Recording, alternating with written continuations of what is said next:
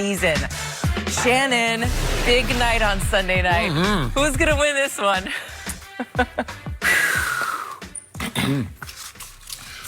Skip, if you follow Kirk Cousins' career, he'll be up and down, and then he'll pull a game, and you're like, where did that come from? And we saw two of those back-to-backs, 4 touchdowns, no interceptions. And you're like, why can't he do that all the time? Well, no quarterback is going to throw 4 touchdowns and no interceptions every single game. But the ebbs and flows for Kirk seems to go way, way up, and the lows are really, really low. But I'm expecting a monster game from Dalvin Cook. And this is the way they're going to win this game, because I don't believe they can just ask Cousins to throw the football 35, 40 times and they win the ball game. I think he needs to keep the throws somewhere under 25 or less to have a great chance of winning this ball game. They need to control the clock. If Cook can run the football, now they play action. I believe they're going to be without Thielen, Skip, who re-injured that hamstring against Kansas City last week. But I think they have enough weapons. Stephon Diggs has been unbelievable. They're starting to use Irv Smith Jr. a little bit more, the tight end. Kyle Rudolph is still a valuable commodity.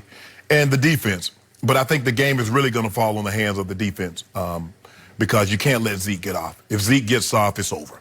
You're not beating them because Dak's going to play action you, and they're going to have big plays down the field. I'm a little concerned with Xavier Rhodes because he has not been the guy since he went to that Pro Bowl. He's not the same guy. I don't know if he started reading his press clippings. I don't know if he gained a little weight. He got a little heavy. But he's not that same guy. And teams, if they're not completing passes on him, Skip, he's getting pass interference. He's getting holding. He's getting incidental contact. But with that being said, I think they're due. Put the ball in Dak Prescott's hand. Just like the Eagles said. Really? Yeah, I want the ball in his hand. Dare the devil again. Yes. Woo. Yes, I dare the devil. Yes. Dak, did you hear it? I hope he heard it. Put the ball in Dak's hand. Yes, Thank you. yes. Thank you. I wish they would. Yeah, I dare the devil. They need to send me to hell because I'm going to put out that fire, and everything will be copacetic down there. Yeah. So I'm daring them to put the ball in Dak Prescott's hand because I don't believe he can do it on a consistent basis. I'm taking the Minnesota Vikings 27-24, and when I come in Monday, old first cousin, we be kinfolk again. Really? Yeah. Thank you. So, you know what I just heard from you? I heard you actually, with your head, predicting Dallas. Like your head was telling you, Shannon, be careful, Shannon. You're going to be, oh, no, Shannon. And then your heart took over at the very end, and you just spilled all over the table, and it was just wrong, and wronger. And you knew it when it was coming out of your mouth, but you just couldn't stop yourself. He do. It's cowboy hatred, and it just took over your nervous system, and you just involuntarily just spilled all over the table. Cousins have heard everything you said about when he was in Washington and how he couldn't beat. I've been doing this for like 8 years. Yeah, exactly. On TV. He's heard me for 8 years, however long he's been Well, he in got the a new league. team now. Okay, well, he got a new band. better backup, playing I'll better give you music. that. Before I unleash on this, I want to point out that if we just use Pro Football Focus's ranks this week, this is number 2 versus number 4 in their rankings. Yeah. So this is actually the biggest game of the year so far in the NFL. It should be. Seriously. Yeah. Because everybody's hyping the Monday night game, and they should, because it's going to be great, because it's Seattle-San Francisco. Right. But Seattle is ranked, what are we, 3? I'm sorry, San Francisco's 3, and Seattle's 12th in these rankings. Right. So the Seattle defense is not, okay, so this is big time. Yeah. This is potent offense on both sides against 2 very good defenses. Minnesota's is a little better than Dallas's. Okay. And I'll give Dallas the offensive edge. But again, this is very easy for me because just as Aaron Rodgers has the Cowboys number, he just does. I don't know how to explain it. It's voodoo, hex, whatever you want to call it. It's Dak's number, but okay. Okay, he's got their number. But conversely, Dak has Cousins' number, or Dallas has Cousins' number, because when he was a Redskin, their arch rival, Kirk Cousins went 1-6 versus Dallas, and the only W came against the current offensive coordinator for the Cowboys, Kellen Moore, who was just an okay NFL quarterback. You're being nice. I know, but he was just okay. And in that game, he was not okay. No. And so that's the only that Kirk Cousins beat Kellen Moore, and that's all he's got to show against Dallas.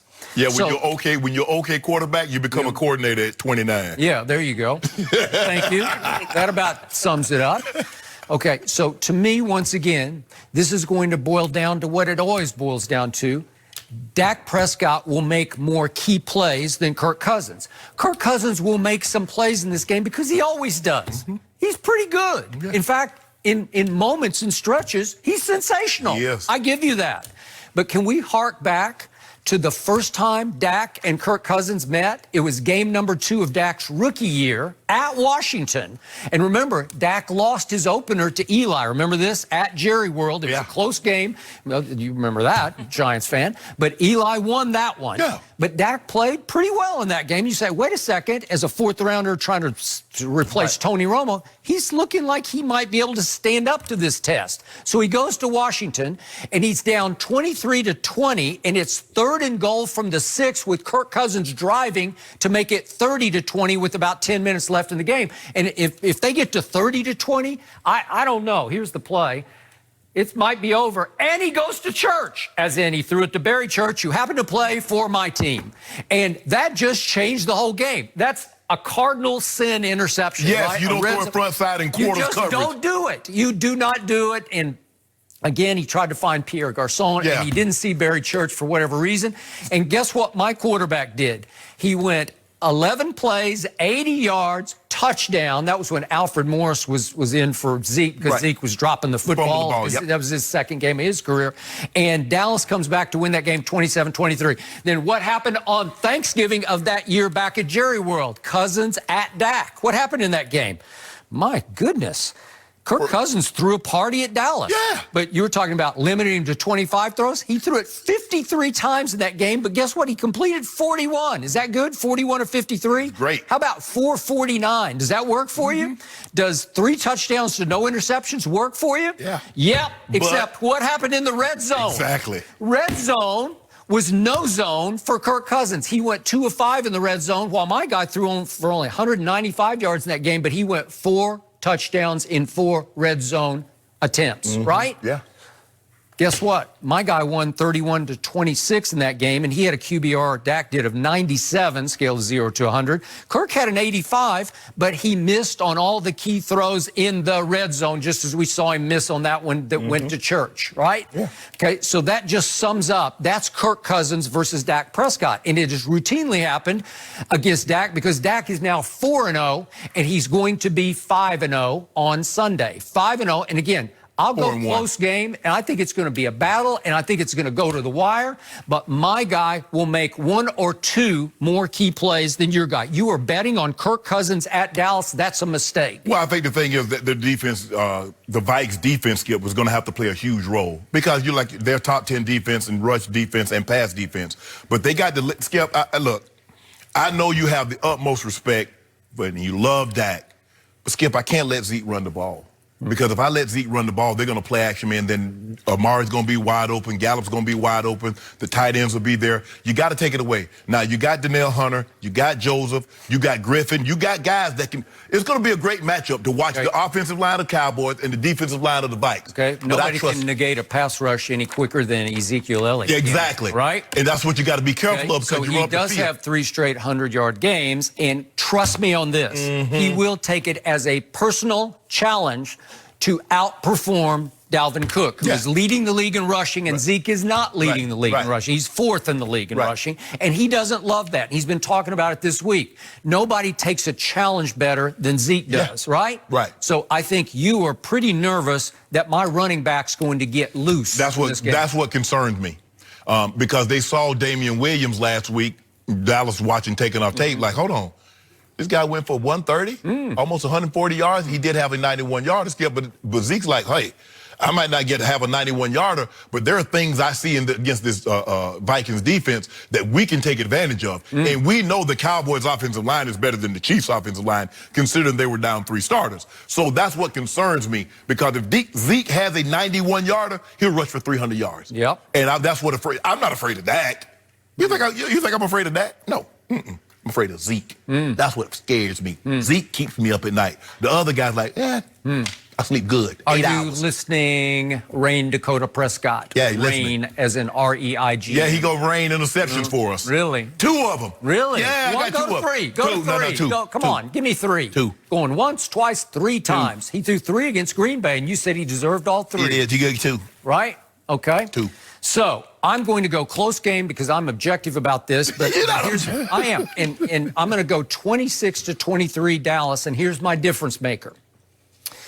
And again, you mentioned Adam Thielen, so that's going to be the reverse difference maker. Kirk Cousins is going to be in trouble without him because, again, when you got Thielen and Diggs, that's hard to stop. But when it's just Diggs and the tight ends, you can keep that to a low roar. But on defense, I believe that Jerry Jones has made the move of the year this year just the way he did 1 year ago last year. What did he do at midseason last year? He went and got Amari Cooper. Yeah. Right? This year, he went and got Michael Bennett. So Michael Bennett is becoming the Amari Cooper of the defense.